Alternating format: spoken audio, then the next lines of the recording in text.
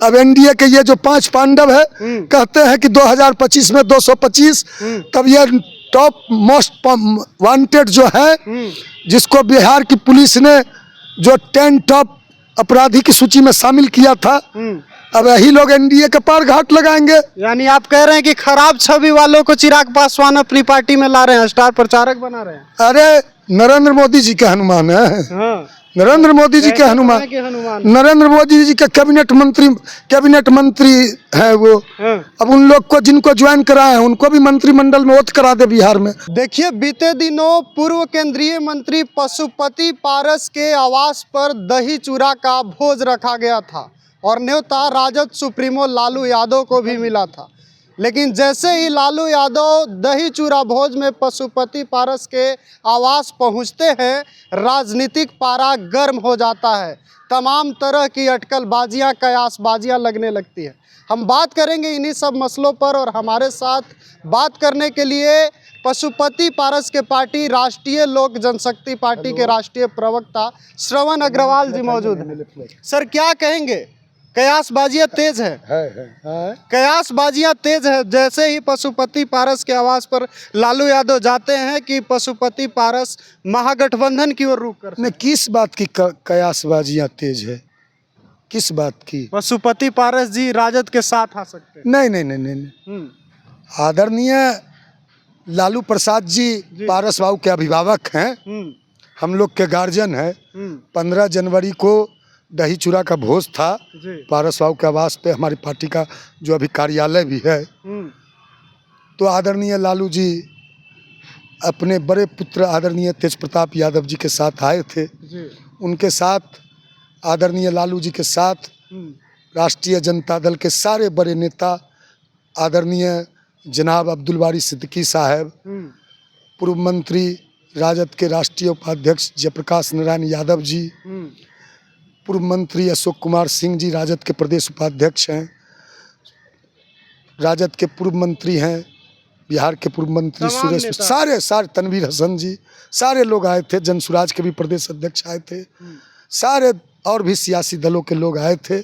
हमारे नेता ने सियासत से ऊपर उठकर, दलगत राजनीति से ऊपर उठकर सारे राजनीति। लेकिन सर, चर्चा तो है कि पशुपति पारस जी का एंट्री हो सकता है, न्योता भी मिल गया है और न्योता को उन्होंने मंजूर भी कर लिया है। देखिए, आदरणीय लालू जी का जो घर है जी, वह भी हमारा ही घर है। हाँ। आदरणीय लालू यादव जी के ही यूनिवर्सिटी से हम लोग पढ़कर निकले हैं। अब दल कई टुकड़ों में बटा, जनता दल था उस जमाने में। इस दिल के टुकड़े 1000 हुए, कोई यहाँ गिरा कोई वहाँ गिरा, लेकिन जो सोच है, सिद्धांत है, जो असूल है, जो विचारधारा है, जो लालू जी की विचारधारा है, वही हमारा भी विचारधारा है। जो पॉलिटिकल खून लालू जी के शरीर में है, डॉक्टर राम मनोहर लोहिया का, वही खून हमारे शरीर में भी है। तो विचार भी मिलते हैं, सिद्धांत भी मिलते हैं। तो निश्चित रूप से वो आए थे, हम लोग को आशीर्वाद दिए हैं। और जहाँ तक रहा सियासत, सियासी बातों के, अटकलों का, सियासी संभावनाओं का, तो सियासत में हर तरह की संभावनाएं बने रहती हैं। सियासत में कब दोस्त दुश्मन हो जाते हैं, कब दुश्मन जो शत्रु होते हैं वो मित्र हो जाते हैं। तो भारतीय जनता पार्टी ने कई बार नीतीश कुमार जी के लिए नो एंट्री का दरवाज़ा लगा दिया था। बिल्कुल। कई बार भारतीय जनता पार्टी ने कहा, यहाँ तक कि देश के गृह मंत्री का बयान था कि मुख्यमंत्री नीतीश कुमार जी के लिए, जेडीयू के लिए भाजपा का दरवाज़ा हमेशा के लिए बंद हो गया है। अब तो उसके बाद देखे, जैसे 2024 का चुनाव आया लोकसभा का, वैसे भाजपा ने अपना दरवाज़ा, खिड़की, वेंटिलेटर, रोशनदान सब खोल लिया। और आदरणीय नीतीश कुमार जी, तो भारतीय जनता पार्टी की भी ये ताकत नहीं है, विश्व की जो सबसे बड़ी पार्टी होने का दावा करती है, उसकी भी सियासी पॉलिटिकल हैसियत नहीं है कि बिहार में 243 सीट पर चुनाव लड़के अपना मुख्यमंत्री। सर, आप लोगों ने तो तेजस्वी यादव को सीएम मटेरियल भी बताना शुरू कर दिया, क्या माना जाए? अरे, जो आदरणीय तेजस्वी यादव जी बिहार में विरोधी दल के नेता हैं। बिल्कुल। तो विरोधी दल के नेता हैं तो निश्चित रूप से सीएम मटेरियल हैं, एकदम मुख्यमंत्री मटेरियल है। उनमें मुख्यमंत्री बनने की सारी क्षमता और प्रतिभा दिखती है, झलकती है। जो अब एगो बिहार का आइटम बॉय है, सिंडिकेट पार्टी का सरगना है, चिराग पासवान की बात कर, जो नचनिया पार्टी का नचनिया राष्ट्रीय अध्यक्ष है, उनका एक वीडियो भी हाल ही में वायरल, वह भी मुख्यमंत्री, वह भी अपने आप को मुख्यमंत्री का उम्मीदवार बताता है। बिल्कुल, वह भी मुख्यमंत्री बनने का सपना देखता है। वह भी दिन में तारा देखता है आसमान की ओर देखकर। तो दिन में सपना देखने का, आसमान में दिन में तारा खोजने का सबको अधिकार है लोकतंत्र में। लेकिन लोकतंत्र में, जनतंत्र में, डेमोक्रेसी में यह अधिकार जनता को है।